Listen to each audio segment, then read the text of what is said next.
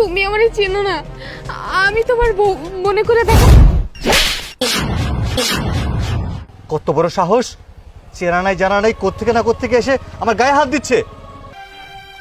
বাবা, বাবা একদম চুপ। এ কোথায় নিয়ে এসেছো তুমি? হ্যাঁ, কোনো রিক্সা ভ্যান কিছুই নেই, এটা কেমন রাস্তা? আরে একটু ওয়েট করো, গ্রামের রাস্তা বোঝোই তো, সবকিছু একটু সময় লাগে, অতটা ব্যস্ত শহর তো এটা না। কত সময় যে ওয়েট করতে হবে। হ্যাঁ, অস্থির হচ্ছে কেন? এবেন দাঁড়াও।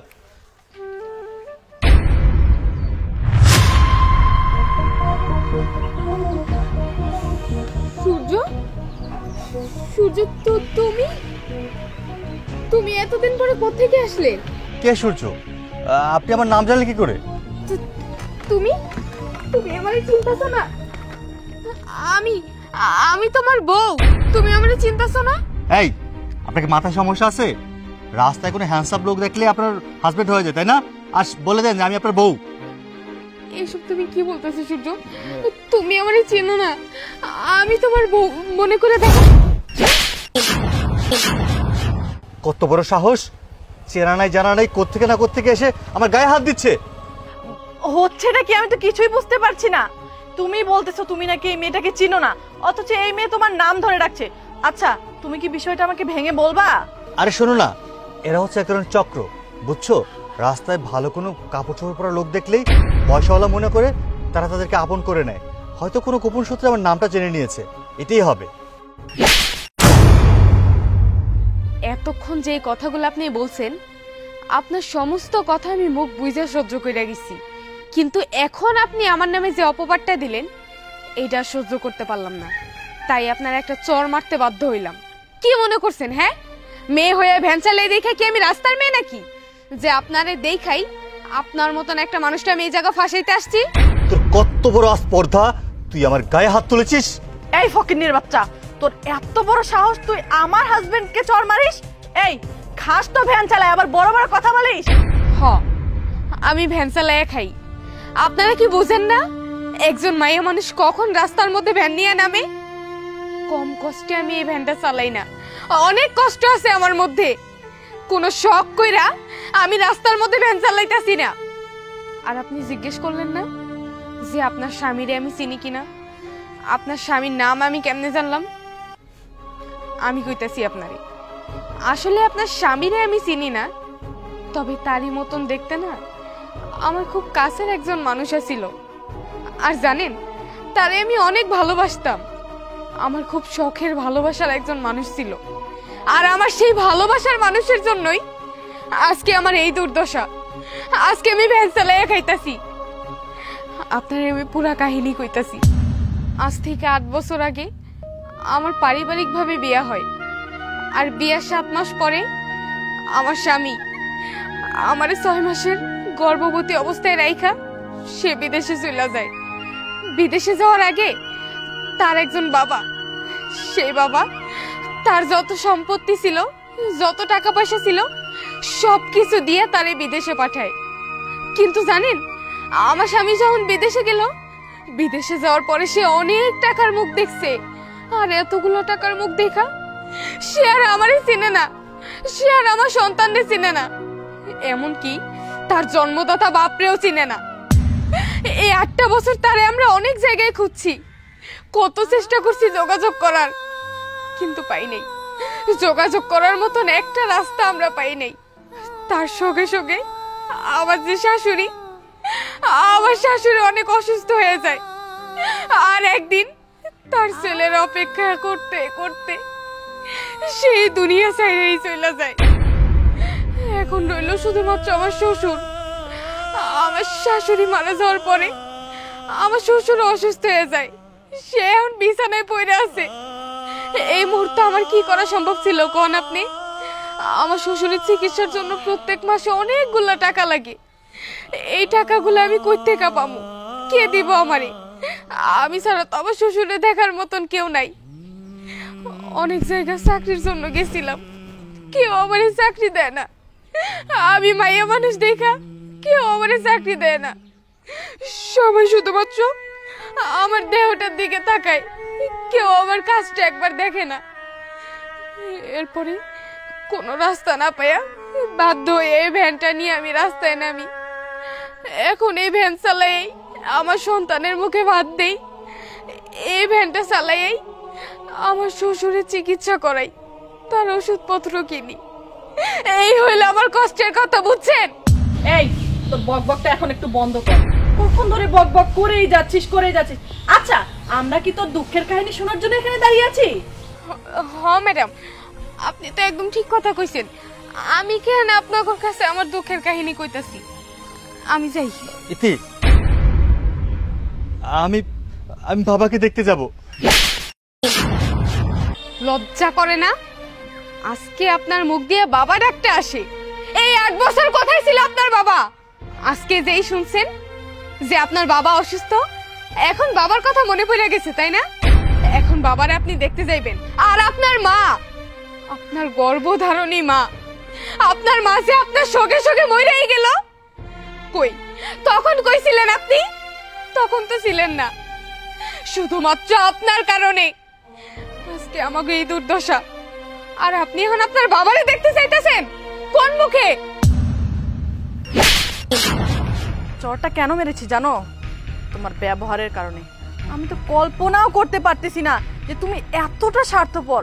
তুমি শুধুমাত্র নিজের স্বার্থটাই দেখেছো।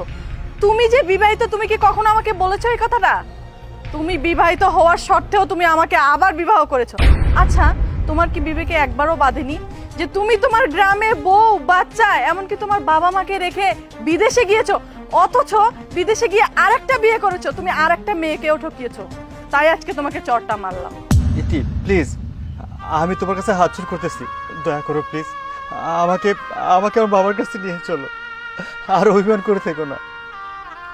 কি আর করার, আপনি তো আপনার বাবারই সন্তান, তাই আপনার বাবারে দেখতে না দেওয়ার মতন অধিকার আমার নাই।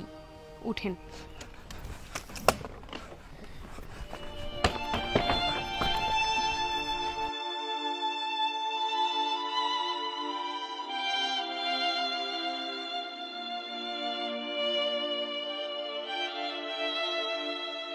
দাদা, ও দাদা, দাদা, তোমার কি হয়েছে? দাদা, ও দাদা। দাদু, তোর মা কই? মা তো বানগাই নিয়ে বাইরে গেছে। তোর মায়ের দরকার, আমি একটু কথা কব।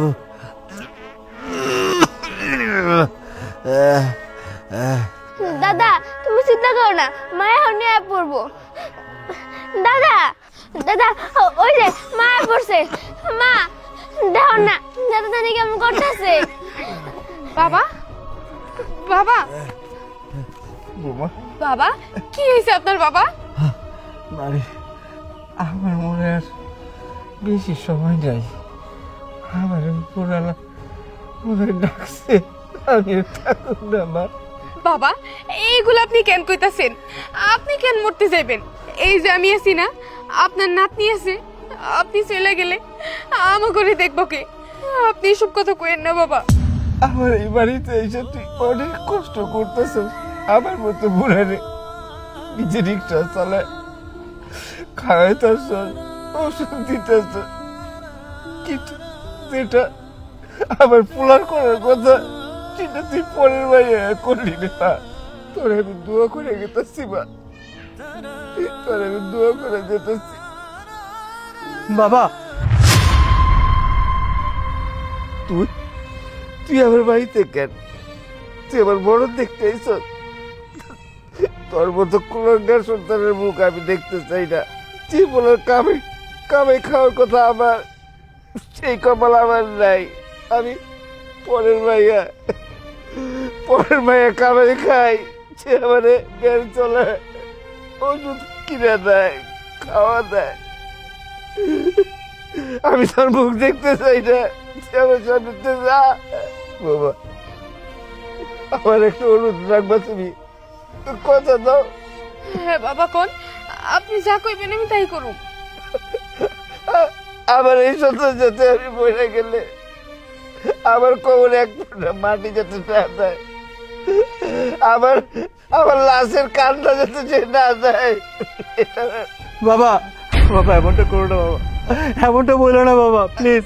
এটা আমার অনুরোধ তোমার কাছে। বাবা বাবা বাবা বাবা বাবা ও বাবা, বাবা কি হয়েছে আপনার? বাবা কি হয়েছে তোমার? বাবা বাবা বাবা বাবা কথা কর না বাবা গো, আমার করে রেখে আপনি যাইতে পারেন না বাবা, কথা কর না বাবা বাবা বাবা তুমি কথা বলো। একদম চুপ, একদম চুপ। তোর মতন একটা জানোয়ারের মুখে বাবাটা কোনোদিন মানায় না। উনি শুধুমাত্র আমার বাবা, আমার বাবারে একদম বাবা বলে রাখবি না। তুই তো কোনো সন্তানের যোগ্য না, তুই হচ্ছিস একটা কুলাঙ্গার সন্তান, একটা জানোয়ার তুই। তোর কাছে কি চাইছিলাম ক? শুধুমাত্র 2 মুঠা ভাত আর একটু ছিঁড়া কাপড় চাইছি, এছাড়া তো আর কিছু চাই নাই। আর তুই বিদেশে যাইয়া টাকা নিয়ে মাইয়া নিয়ে রং তামাশা করস, এমনকি তোর নিজেরই সন্তান এত বড় হয়ে গেছে, আজ পর্যন্ত কোনোদিন দেখলিও না, আর আজকে আইছস বাবার দাবি করতে। আমার বাবা মইরা যাবার আগে কি কয়ে গেছে শুনস নাই? যে আমার বাবা মরলে জানো তার লাশটাও আমি তোর মতন কুলাঙ্গার সন্তানের না দেখাই। আমি আর তোর মুখ দেখতে চাই না, যা যা এই মুহূর্তে আমার বাড়ি থেকে চলে যা।